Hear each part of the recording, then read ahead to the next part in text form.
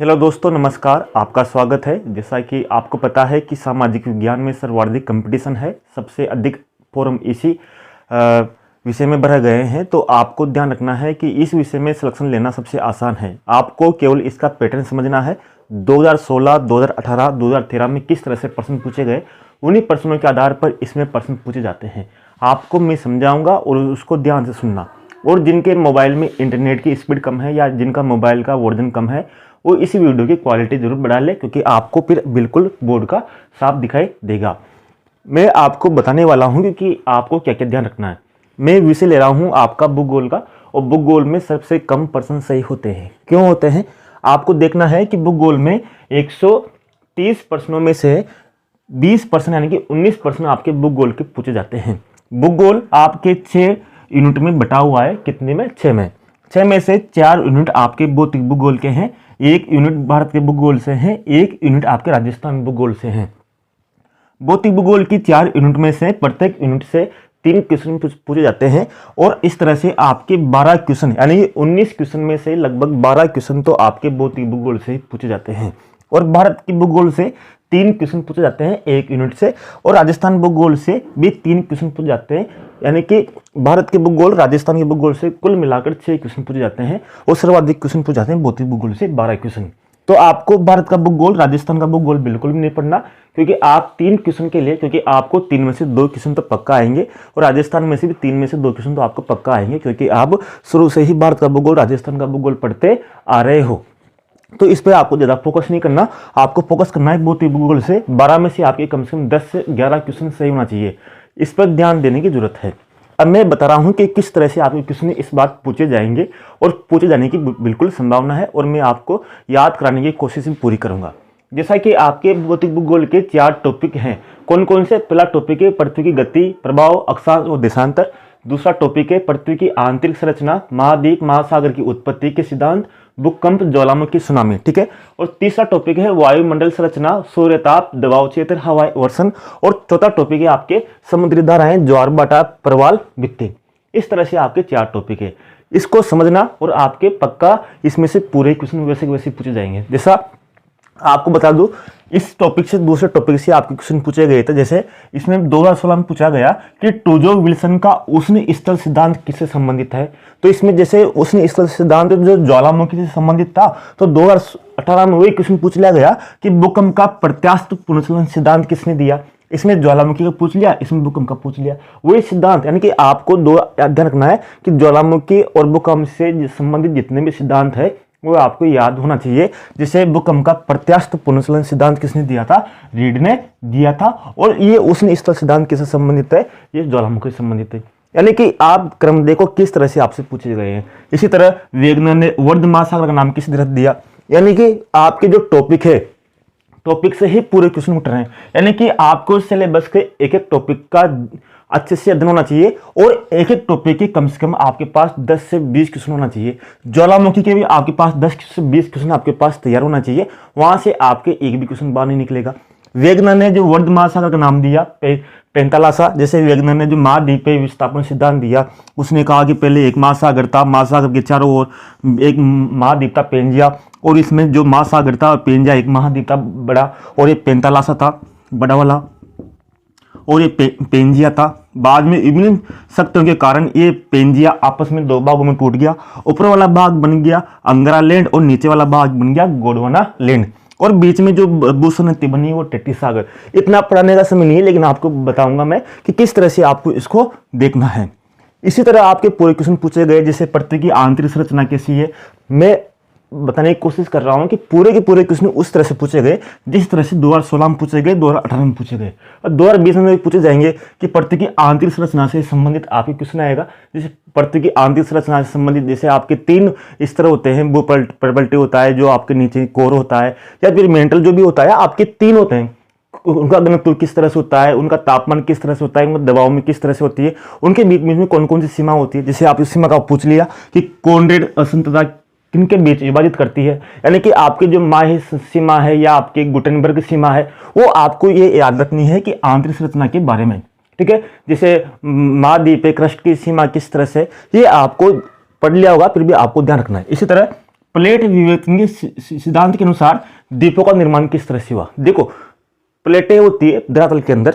अब प्लेटें होती है तो प्लेटें आपस में खिसकती है। जैसे मान लो एक प्लेट इस तरह खिसक रही है और एक प्लेट इस तरह से खिसक रही है, दोनों आपस में टकराएगी तो किसका निर्माण होगा, यानी कि एक तरह से ओलन का निर्माण होगा। किसका निर्माण होगा, ओलन का, यानी कि पर्वत का निर्माण होगा। यानी कि महाद्वीपे और महाद्वीपे प्लेटों के आपस में टकराने से क्या होता है, ओलन का निर्माण होता है, यानी कि पर्वतों का निर्माण होता है। और इसी तरह प्लेटों के एक दूसरे के दूर जाने से एक प्लेट इधर जा रही है, एक प्लेट इधर जा रही है, तो जिसका निर्माण होता है वो होता है गर्त का निर्माण होता है यहाँ पर। ठीक है, तो इससे तो क्या होता है, ज्वालामुखी बाहर निकलता है इस गर्त से।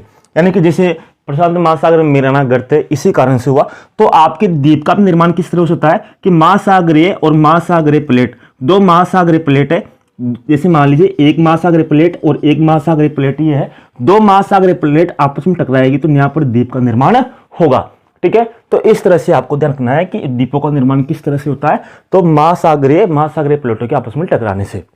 ये क्वेश्चन आते हैं, कौन सा आकस्मिक बल नहीं है। आकस्मिक का मतलब होता है जो तुरंत हो, हाथों हाथ हो। जैसे भूकंप हाथों हाथ ही आता है, किसी को मालूम नहीं चलता। ज्वालामुखी हाथों हाथ ही पड़ता है, किसी को मालूम नहीं चलता। गर्त भी, गड्ढा भी हाथों हाथ बनती है, किसी को पता नहीं चलता। तो ये आकस्मिक बल है।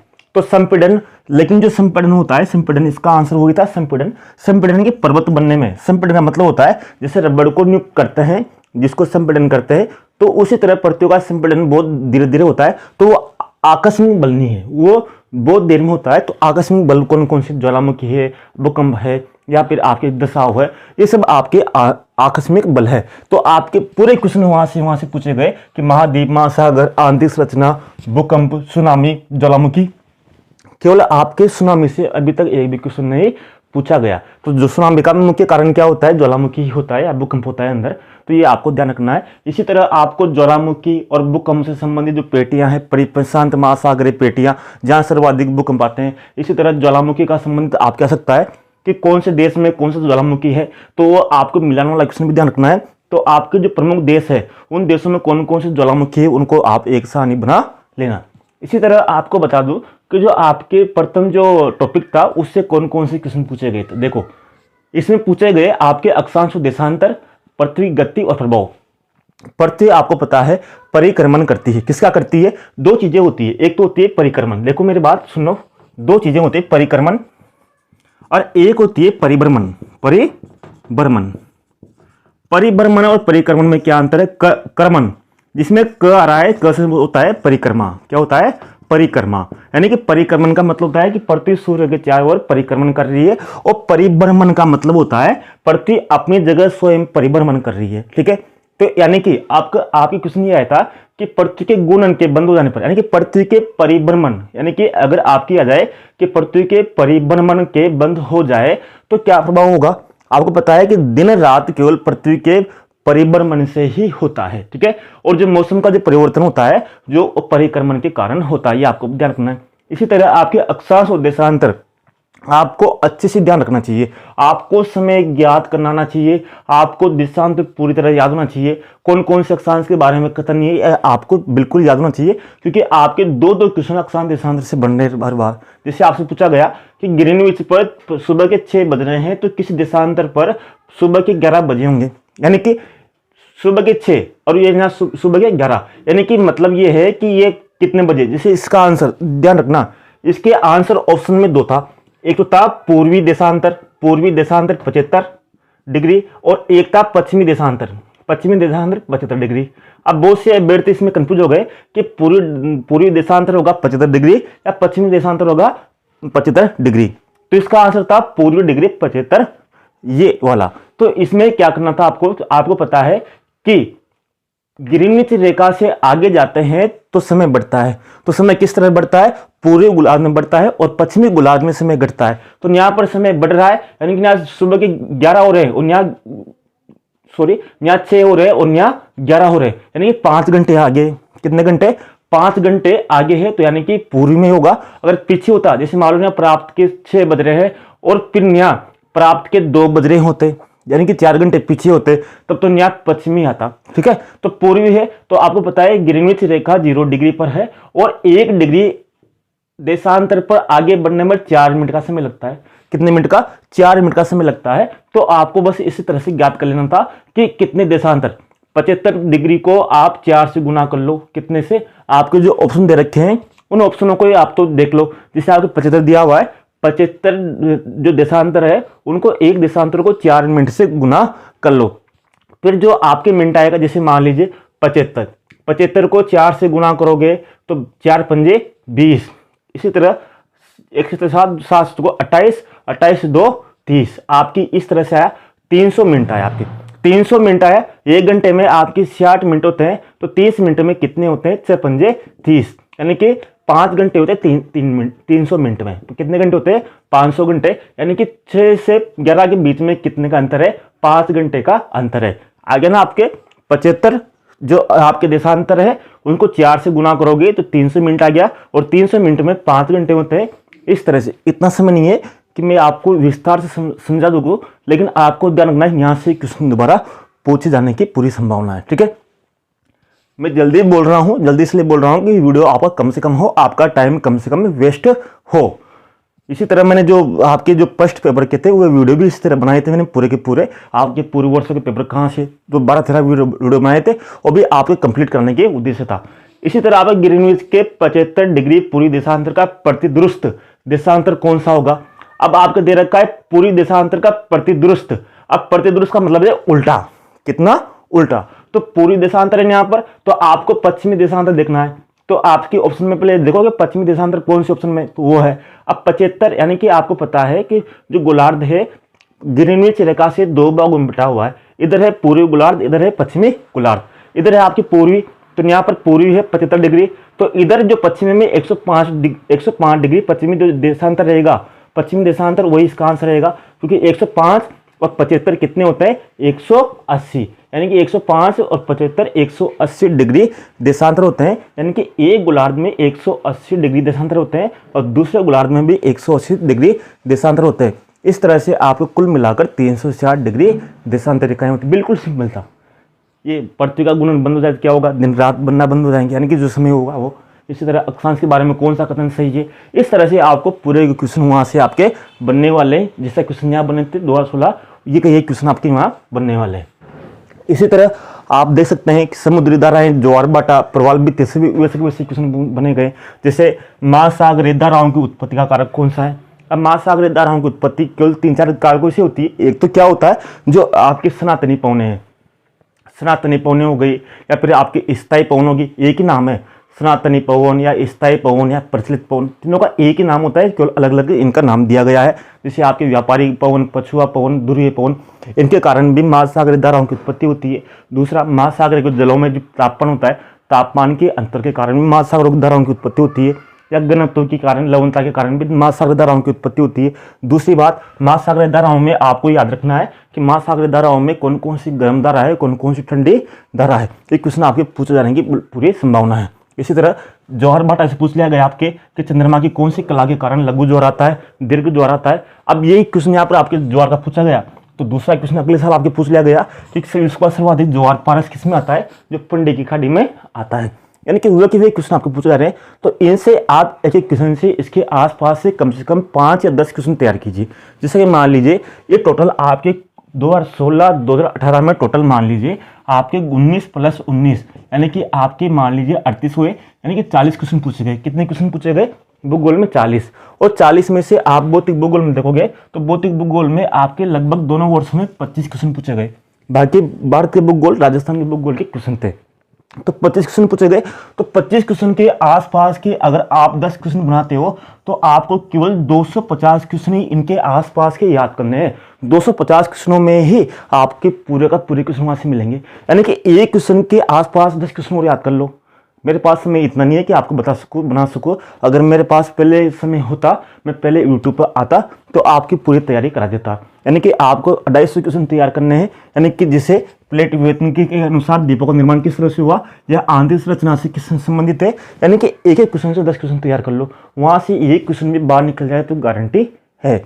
उसी तरह आपको देख सकते हैं कि सुमेलित नहीं है, धाराएं प्रकृति, ये आपके पूछ लिया गया क्वेश्चन आपके धारा उत्पत्ति मैंने कहा था ना, वो याद कर लेना आप कि कौन सी गर्म है, कौन सी ठंडी, वो क्वेश्चन आपके पूछे जा रहे हैं। तो जिसे लोक प्रशासन ने बताया उसी तरह आपको विश्व का भूगोल में आपको ध्यान रखना है। अगली वीडियो में आपको बताऊंगा कि जैसे दर्शन शास्त्र हो गया, समाज शास्त्र हो गया, अर्थशास्त्र हो गया, इनके बारे में आपको विस्तार से बताने की कोशिश करूंगा। अगर समय मिला तो मैं इनका एक मैराथन कक्षा जरूर लेके आऊँगा, ताकि आपकी जो सामाजिक विज्ञान की तैयारी है वो बिल्कुल अच्छी हो सके। इसी तरह वायुमंडल संरचना, सूर्यताप, दबाव क्षेत्र, हवाएं, वर्षण। अब यहाँ पर एक क्वेश्चन पूछा गया था कि वायुमंडलीय गैसों का प्रतिशत आरोही क्रम में है। अब आप दो बात ध्यान रखना, कौन कौन सी बात ध्यान रखना है आपको। दो क्वेश्चन में से आते हैं, एक तो आता है आपके आरोही, एक आता है आपके आरोही और एक आता है अवरोही। ठीक है, अब आप एक बात बताओ, ये आरोही और अवरोही में, इसमें आरोही में तो 3 शब्द है, अवरोही में 4 शब्द है। यानी कि बड़ा ये है और छोटा ये है। यानी कि बड़ा का मतलब है कि सर्वाधिक से कम की ओर, और इसमें आरोही यानी कि कम से ज्यादा की ओर, कम से ज्यादा की ओर। यानी कि आपने पूछा है कम से ज्यादा की ओर, तो कम से ज्यादा की ओर कौन सी है, तो कम से ज्यादा की ओर कौन सी वायुमंडलीय गैस है, तो आपको पता है सर्वाधिक मात्रा में है नाइट्रोजन के बाद में है आपकी ऑक्सीजन के बाद में है आपकी ऑर्गन के बाद में आपके कार्बन डाइऑक्साइड, और कार्बन डाइऑक्साइड के बाद में है हाइड्रोजन। तो आपके इसमें दे रखा था, पहले हाइड्रोजन रहेगा ऑप्शन में, फिर कार्बन डाइऑक्साइड रहेगा, फिर ऑर्गन रहेगा, फिर ऑक्सीजन रहेगा, फिर नाइट्रोजन रहेगा। इस तरह से आपके आरोही क्रम में, और अगर अवरोही क्रम में पूछे तो nitrogen, oxygen, organ, carbon, hydrogen, इस तरह से आपकी गैसों का क्रम रहेगा। इनको विशेष रूप से आपको ध्यान रखना है। जलसमीर चलती है। अब आपके जलसमीर और स्थलसमीर क्या है, हवा आपको ध्यान रखना है कि हवाएं जिस तरह ध्यान रखनी है, उस तरह आपको हवाएं ध्यान रखनी है कि विश्व की कौन कौन सी गर्म हवाएं, कौन कौन सी ठंडी हवाएं कहाँ चलती है, तो ये आपके पूछे जाएंगे। जैसे आपके जलसमीर है, जल कब चलती है, ये जल से स्थल की ओर चलती है, जल में, यानी कि आगे से तुम ध्यान रखना, जलसमीर में जल से ही स्टार्ट होगा, जल से स्थल की ओर। और अगर आपके स्थलसमीर पूछे तो स्थलसमीर हमेशा कहाँ से शुरू होगी, स्थल से जल की ओर चलती है। कहाँ से, स्थल से जल की ओर। ठीक है, यानी कि स्थलसमीर चलती है स्थल से जल की ओर, और जलसमीर चलती है जल से स्थल की ओर। ये चलती है आपके दिन में और ये चलती है आपके रात में। बिल्कुल आसान है। इसके आसपास से क्वेश्चन बनाने की कोशिश करना। अगले वीडियो में मैं आपको मिलूंगा, यानी कि आपको समझ में आ गया होगा किस तरह से आपको तैयारी करनी है, किस तरह से आपके क्वेश्चन करने हैं। यहाँ से ही आपके पूरे क्वेश्चन बनने वाले हैं। और आपको मेरी मेहनत अच्छी लगी हो तो ज़रूर आप इस वीडियो को शेयर कीजिएगा, और मैं कोशिश करूंगा कि आपके 15 तारीख से पहले आपके सामाजिक विज्ञान का पूरे वीडियो कंप्लीट कर लो। जिस तरह से आपके फर्स्ट पेपर के या करंट अफेयर के मैंने वीडियो शुरू किए हैं, वो उसी तरह आपके सामाजिक विज्ञान की तैयारी को एक संपूर्ण रूप दे दूँ। हो सकता है कि मेरी स्पीड ज़्यादा रही हो बोलने की, लेकिन स्पीड ज़्यादा रहेगी तो इससे ही आपका कोर्स कंप्लीट हो पाएगा। धन्यवाद, नमस्कार दोस्तों।